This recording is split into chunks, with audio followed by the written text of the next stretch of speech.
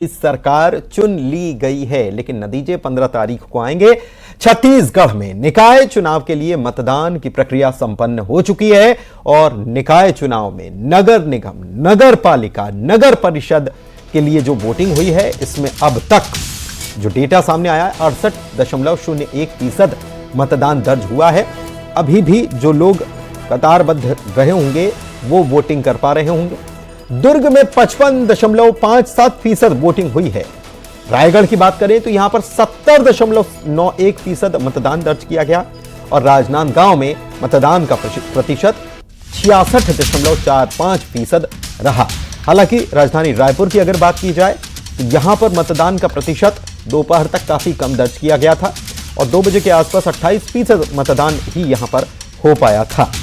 देखिए, अलग अलग तस्वीरें आपको हम दिखा रहे हैं और दिग्गजों की वोटिंग भी आपको दिखा रहे हैं। 5 अलग अलग तस्वीरें बिलासपुर, जगदलपुर, रायपुर, दुर्ग और अंबिकापुर की है, जहां पर प्रत्याशी अपना वोट कास्ट करने के लिए पहुंचे थे। आम मतदाता भी अपना वोट कास्ट करने के लिए पहुंचे थे और यहां पर जो मतदान केंद्र बनाए गए थे वो देखिए कितने सुंदर यहां पर मतदान केंद्र बनाए गए थे। प्रत्याशियों ने पूजन अर्चन किया, किसी ने हनुमान जी का आशीर्वाद लिया तो कोई देवी मां के मंदिर पर मत्था टेकने पहुंचा। कांग्रेस प्रत्याशी, बीजेपी प्रत्याशी जो हैं अलग अलग जगहों के वे मतदान करने के लिए जब पहुंचे थे उस वक्त की तस्वीर। रायपुर की आप तस्वीर देख सकते हैं कि अपने छोटे से बेबी को गोदी में लेकर के महिला मतदान करने पहुंची थी। सुकमा में बुजुर्ग व्हील चेयर पर पहुंचे थे मतदान करने। बीजापुर की तस्वीरें भी आप देख सकते हैं, यहाँ पर क्या महिला और क्या पुरुष अपनी बारी का इंतजार करते हुए नजर आए। इधर अलग अलग तस्वीरें और आपको दिखा रहे हैं। प्रत्याशी कांग्रेस और बीजेपी दोनों के प्रत्याशी जो हैं वो भी वोटिंग करने के लिए पहुंचे थे। मताधिकार का इस्तेमाल उन्होंने किया। मलकीत सिंह गेंदू जो हैं उन्होंने भी वोट डाला है। इसके अलावा अलका कुमार दुर्ग से जो हैं उन्होंने वोट डाला है। वहीं प्रेमलता साहू, प्रमोद नायक, डॉक्टर अजय तिर्की और संजू देवी सभी मतदान करने के लिए पहुंचे थे। शहर की सरकार चुनने की बारी है और शहर की सरकार चुन ली गई है क्योंकि 5 बजे तक का वोटिंग का समय निर्धारित किया गया था।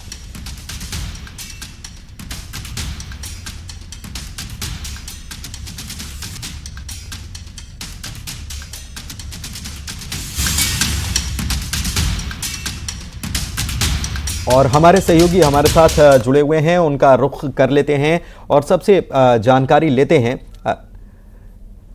देखिए, हमारे सहयोगी रायपुर से जुड़े हुए हैं। सबसे पहले तो उनके पास चलते हैं क्योंकि वहां पर वोटिंग को लेकर तमाम चीजें सामने आ रही थी और इस बीच हमारे सहयोगी रायपुर से जुड़े हुए हैं। सीधा उनका रुख करते हैं कि रायपुर में क्या कुछ रहा है, वोटिंग प्रतिशत क्या कुछ रहा है, ये जानते हैं और लोगों का कितना रुझान, कितना उत्साह लोगों के बीच देखने को मिला है। जी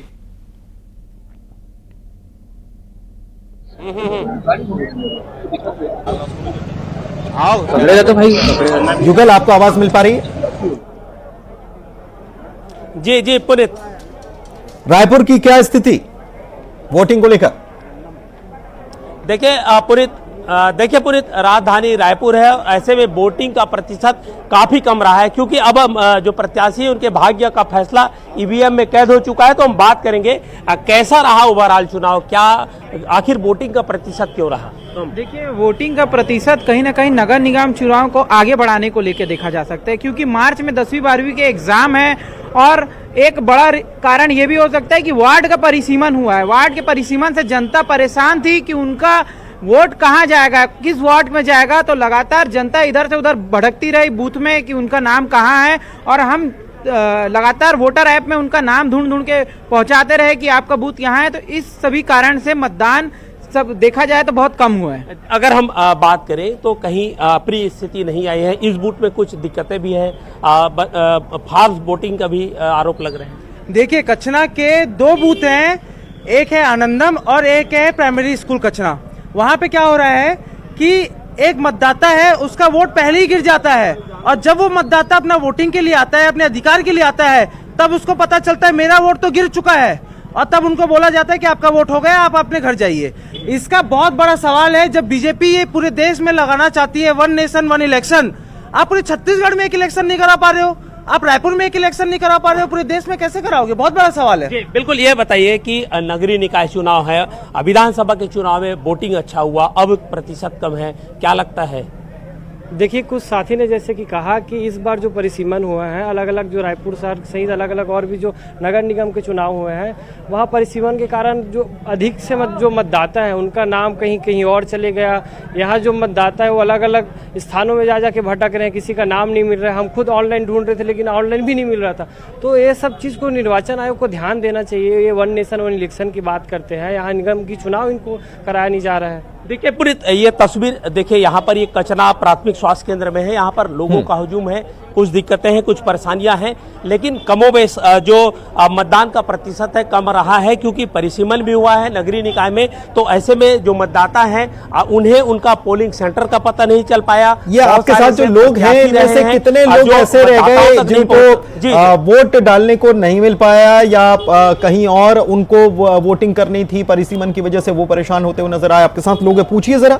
जी बिल्कुल, मैं जी पुरित मैं कोशिश करूंगा बात करने का। आप में से सभी ने मतदान किया है कि कोई छूट गया है, कोई छूटा है, ऐसा है? क्या दिक्कतें रही हैं? तो या कोई दिक्कत नहीं है, अभी तो सब अंदर में उसको, अभी उन लोग को तो दिक्कत है, लेकिन हम लोग जो दे के आ गए हैं ना उन लोग को कोई दिक्कत। परिसीमन से कुछ नुकसान हो रहा है क्या, कि बहुत लोगों का वोटिंग नहीं मिल रहा है? कहाँ है? बहुत लोगों को, कुछ लोगों को जिसका वोट कोई दूसरा डाल चुका है और वो वंचित है अभी तक, उनको वोट डालना देना चाहिए। ऐसे कैसे हुआ, क्या लगता है? कैसा हुआ ये तो यही बताएंगे, पीठासीन अधिकारी ही बता पाएंगे इसको। आप तो लंबे समय से सरकार बनाते आ रहे हैं, कैसे अभी एक बारे बोला नहीं आता। चलिए आप बताइए क्या दिक्कत है, क्या लगता है आपको? चलिए हम और भी बात करेंगे। क्या लगता है कि इस तरह की दिक्कतें क्यों आ रही है आखिर? देखिए, बहुत ज़्यादा पुअर मैनेजमेंट है, मैनेजमेंट की बहुत ज़्यादा कमी है यहाँ पे बूथों में। लोगों को पता नहीं चल रहा है उनका बूथ, वो वोट कहाँ पे है। लोग अंदर जा रहे हैं तो लोगों को बाहर भेज दिया जा रहा है। एक एक बूथ पे लोग 4-4 बार घूम रहे हैं कि कंफर्म करने के लिए कि यही मेरा वोट है कि नहीं है। और लेकिन कैंपेनिंग से पहले क्या इसकी जानकारी जो प्रत्याशी है उनके नहीं रही, उनके एजेंटों को नहीं रही, ये भी वजह है क्या? देखिए, चुनाव आयोग को बहुत बड़ी सीख लेनी चाहिए। जहां पहले चुनाव बैलेट पेपर से होता था, अब ईवीएम से होता है। तो आज भी वोट मतदाता के लिए कुछ ऐसी सुविधा क्यों नहीं लाती कि मतदाता कुछ ऐसे ऐप लेके आए जो उनसे एपी की नंबर डाल के अपने मतदाता बूथ अपने तक पहुंच सके। लेकिन चुनाव आयोग आज ही पर्ची पे है, पन्ना पलटा रही, लेकिन मतदाताओं को कुछ मिल नहीं रहा है। तो चुनाव आयोग को ये सोचना चाहिए कि जब लेकिन युगल हर बार तो ऐसी व्यवस्था रहती थी, मतदाता सूची को भी अपडेट करने की जरूरत रखी जाती थी।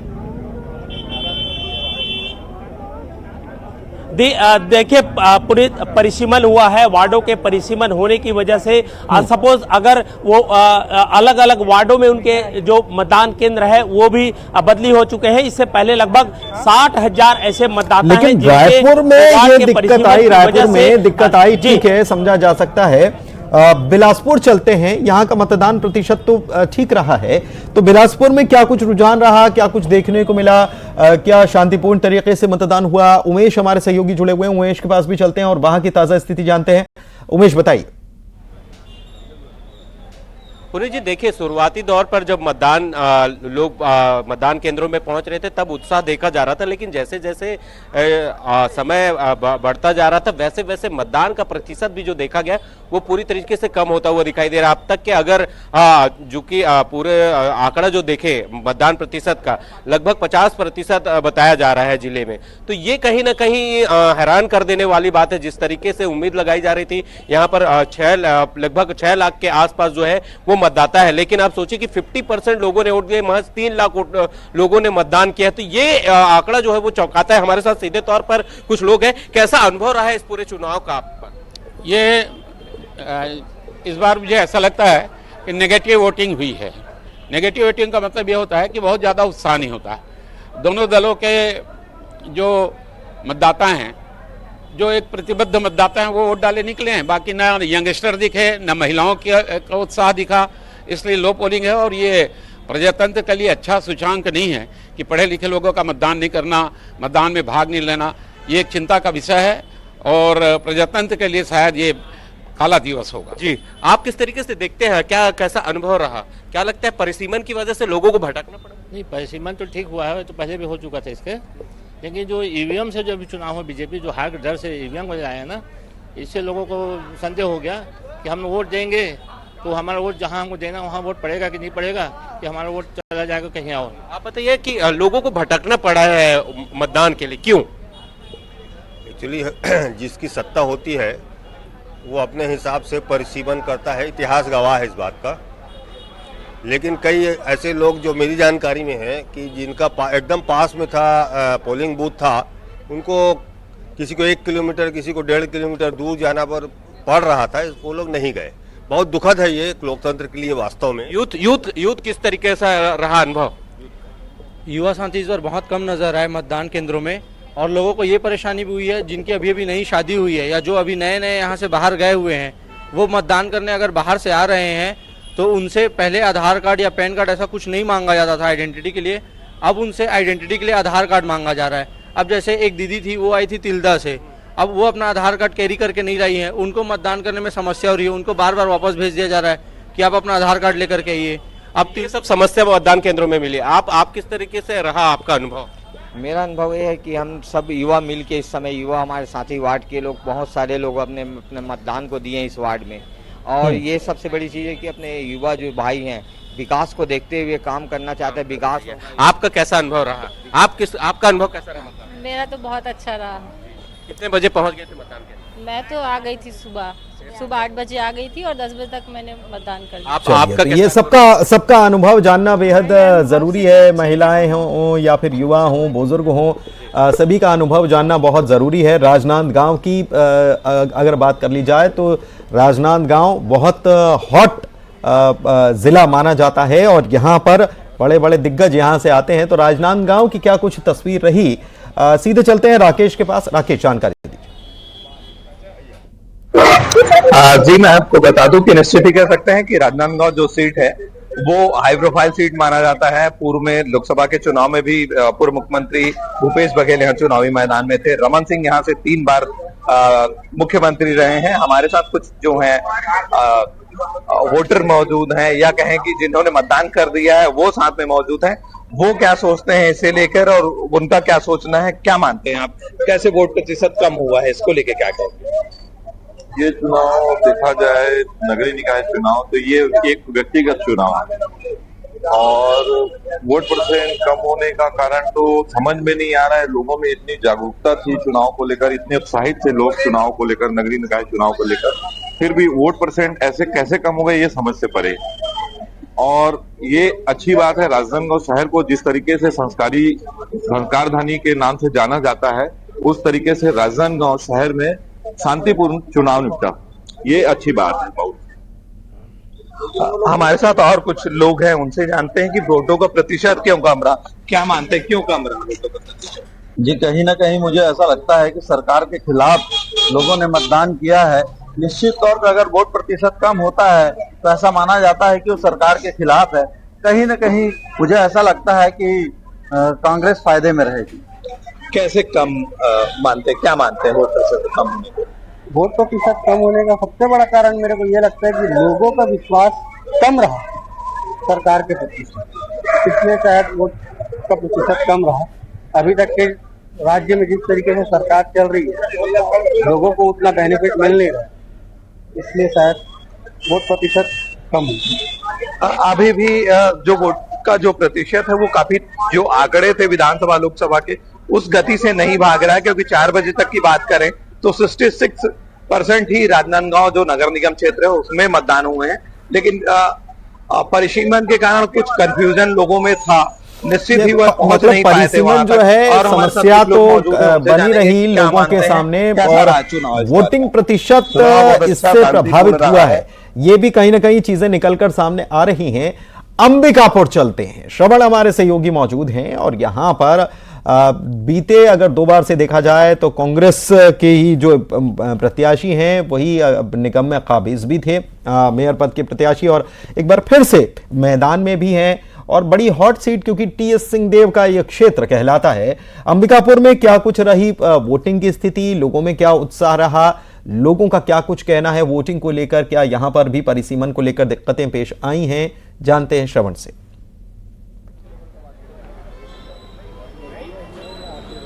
और किस तरह के इस बार वोटिंग में दिक्कतें कुछ आई या नहीं आई? एक बार अच्छा रहा वोटिंग परसेंटेज काफी अच्छा रहा। हमारा जो ये गुरुद्वारा वार्ड है, मैं यहाँ के बारे में आपको बता सकता हूँ कि वोटिंग परसेंटेज बहुत अच्छा रहा और हम जो बीजेपी के कार्यकर्ता हैं, जमीन से जुड़े हुए कार्यकर्ता हैं, और जो कमल फूल की खुशबू पूरे देश में फैल रही है, अभी कमल फूल की खुशबू जो अभी दिल्ली आई, दिल्ली से पहुंचते हुए अंबिकापुर पहुंच गई है और यहाँ पर हम बहुमत से सरकार बना रहे हैं। और भी कुछ लोगों को बात करेंगे। बताइए दिक्कत क्या आई, कुछ आई? अब बढ़िया रहा इलेक्शन इस बार का नगर निगम का? दिक्कतें देखिए थोड़ी बहुत रहती हैं, जैसे 3 जो इसमें बूथ हुआ उसमें से जो सीरियल क्रमांक जो रहता है उसको तोड़ा गया 600 करके, तो उससे थोड़ा सा लोगों को नाम ढूंढने में थोड़ा सा समस्या आ रहा था, लेकिन वोटिंग परसेंटेज बहुत अच्छा रहा। लोगों ने अपने जनप्रतिनिधि को चुनने के लिए भरपूर उत्साह से वोटिंग किया है, और चूंकि ये चुनाव ऐसे जनप्रतिनिधियों का है जो कि सबसे करीब उनके रहते हैं, तो लोगों में उत्साह था अपने जनप्रतिनिधि को चुनने का। और भी कुछ लोगों से बात करते हैं। कैसा रहा आपको अनुभव इसका चुनाव? बहुत ही अच्छा अनुभव रहा। कई सालों की तुलना में इस साल बहुत अच्छी वोटिंग भी हुई है, और मैं तो यही चाहूंगा कि फिर से एक बार हमारे अंबिकापुर में कमल फूल खिले, बस यही आशा करता हूं। अच्छा मतदान हुआ। ठीक है, तो और भी कुछ लोगों से बात करते हैं। बताइए कोई परेशानी तो नहीं हुई इस बार इलेक्शन में?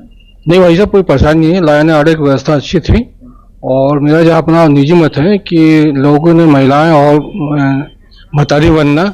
ठीक है, बहुत शुक्रिया आप सहयोगियों का इस जानकारी को देने के लिए। तो कहाँ कितना वोटिंग प्रतिशत रहा